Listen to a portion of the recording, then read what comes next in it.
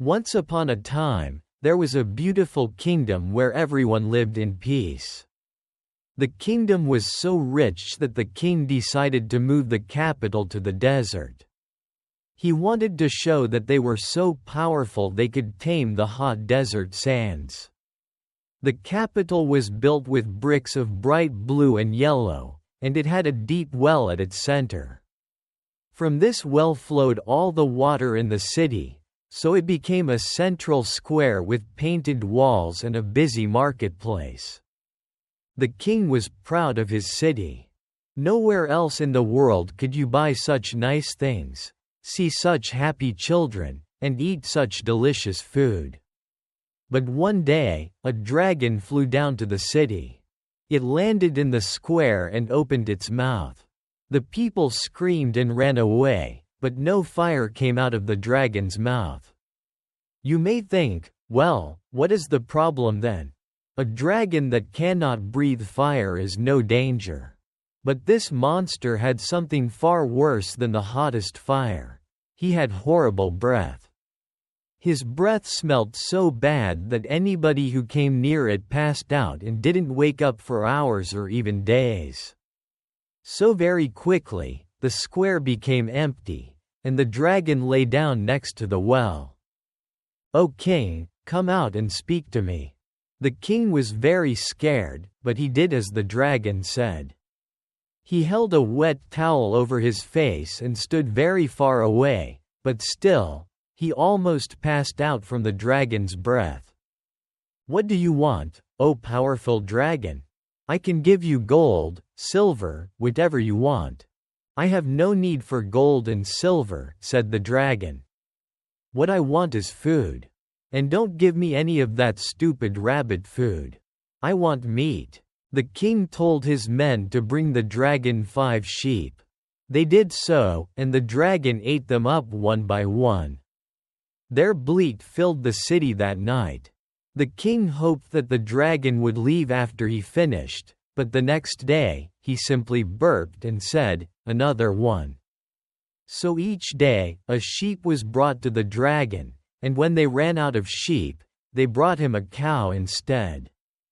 While this all happened, the king tried to solve the kingdom's problems. Because the dragon's breath went into the well, nobody could drink the water that came from it. So they had to buy water from other kingdoms and transport it into the city.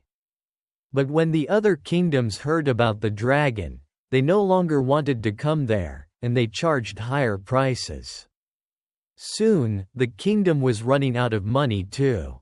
Of course, many knights came to try and kill the dragon, but each one passed out before they could even scratch him, and the dragon happily ate them up. The king did not like this, but at least it meant that their cows lasted longer. Then one day, the king found out that they had run out of cows. "There is no other option," he said. "We will hold a lottery with all the people in the capital, and the person chosen will go to the dragon." It was a horrible thing to do, but they had no other choice. The dragon grew angrier every day, and if he wasn't fed, he might use his breath to make them all pass out and then eat all of them. Nobody could leave the city either because they couldn't afford the water to make the long journey through the desert. So each day, a lottery was held, and they chose one of the people in the city to go and be eaten by the dragon. The king tried not to watch, not to listen, but he could not stop thinking about it, and at night he could not sleep. One day, when the king saw which name had been chosen from the lottery, he almost threw up. It was his daughter, the Princess Surya. "No," said the king. "I won't allow it." But the people had already heard about the result of the lottery, and they were mad. Their husbands, their wives, their children had already been chosen and fed to the dragon. Why should the king be allowed to say no? The princess heard about this and quietly left the city to go pray. She had cried every day since the dragon came, but today she felt strangely calm. This was the right thing to do, she thought. She would show the city that they were strong. As the princess sat on the sand and prayed, a knight rode by on his horse. She thought he was coming to try and kill the dragon, so she said, "The dragon's that way," and pointed at the city. "But I wouldn't try it. None of the other knights could even scratch him. I don't think anything can kill a dragon," said the knight, whose name was George. He sniffed. "Ah yes, I can smell it. But I wonder why you want to kill him.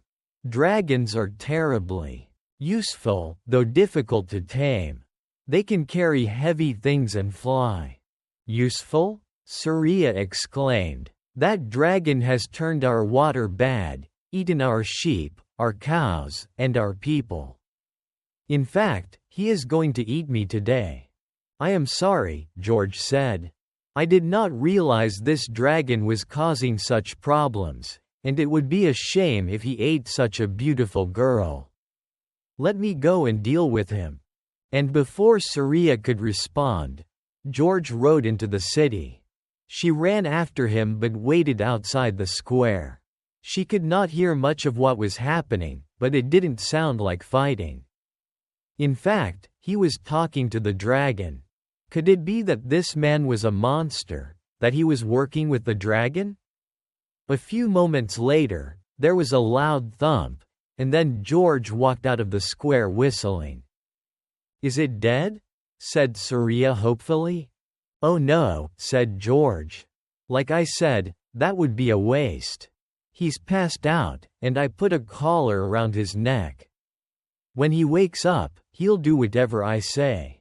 Surya couldn't believe that he was serious about taming the dragon, but she was so happy that she said, "Oh," and went to kiss the knight's cheek. But when she came near George, she smelled his breath, and it was awful. She passed out and landed with a thump on the ground. "Oh dear," said George. George had beaten the dragon the same way the dragon had beaten the city. He had used his bad breath. Every day, George ate an onion for breakfast, garlic for lunch, and blue cheese for dinner. It was very useful for taming animals but not so helpful for his love life. George went into the square and waited for the dragon to wake up. When he did, he roared at George.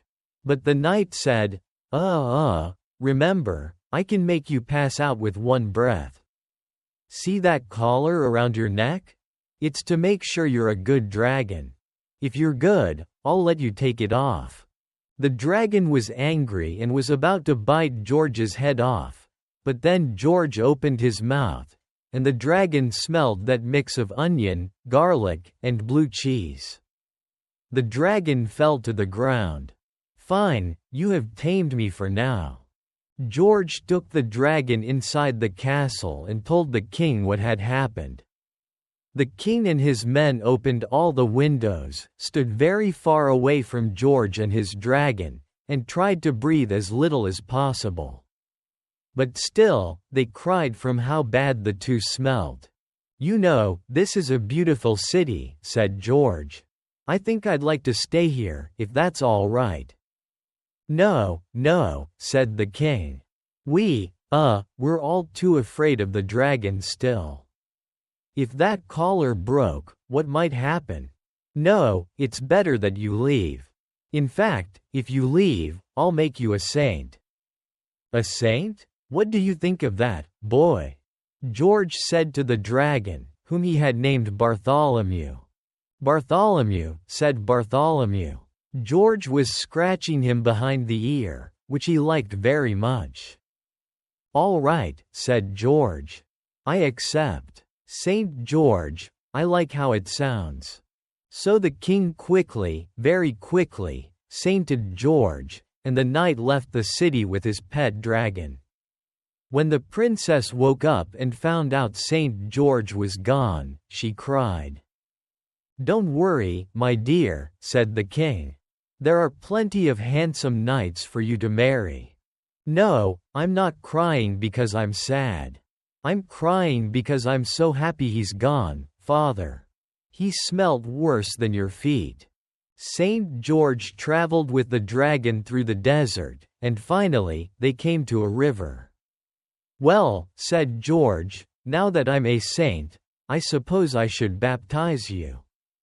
Baptize? What does that mean? Is it painful?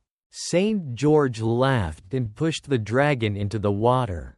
There, you're baptized. The dragon growled and pulled Saint George into the water. They played and fought for hours. Finally, Saint George explained why baptism was important.